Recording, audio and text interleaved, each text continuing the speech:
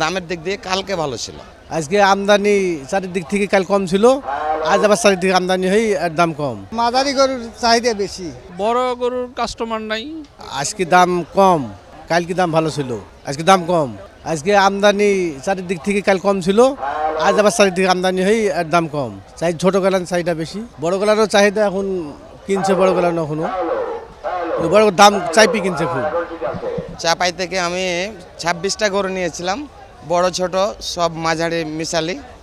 তো আজকে বাজার খুব একটা ভালো না, কালকে বাজারটা ভালো ছিল। হ্যাঁ, দামের দিক দিয়ে কালকে ভালো ছিল। আজকে একটু বড় গরুর কম, মাঝারি ছোটগুলো একটু আছে। চাহিদা আপনার ছোটগুলো মাঝারিগুলো এগুলো বেশি, দাম ভালো পেয়েছি। ছোট মাঝারি এটা বেশি চাহিদা। আমার গরুটা কিনে অনেক ভালো লাগছে। কালকে গরুর হাটে গিয়েছিলাম, কিন্তু কালকে গরুর কাছে গুতা খেয়েছি, বাট আজকে গরু কিনে নিয়ে গেছি। কালকে কিন্তু গরু কিনিনি, আজকে গরু কিনেও গুতা খাইনি।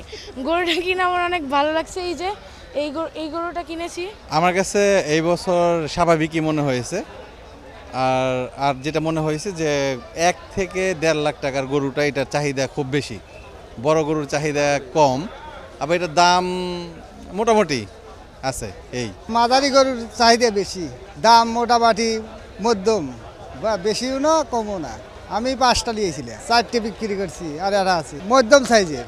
ছোট মাঝারি গরুর চাহিদা বেশি। ও ফাঁকা ওগুলো বিক্রি হয়ে গেছে, ওগুলো ধরেন এখন কম বেশি বিক্রি করে চলে গেছে। 10টা গরু নিয়ে আসছি, সব বেচা একটা আছে আর কি, 9টা বেচা হয়েছে। মোটামুটি চালান দরে বিক্রি করছি আর কি, বড় গরু তো চালান দরে বিক্রি করছি, লাভ হয় নাই। ছোট গরু এবং মাঝারি গরুর চাহিদা বেশি ছিল, এগুলো একটু ভালোই ছিল। বড় গরুর কাস্টমার নাই, বড় গরু কুরবানি কম দেয় মানুষ। RICL TMX, যুগের পর যুগ স্থাপনা থাকে মজবুত।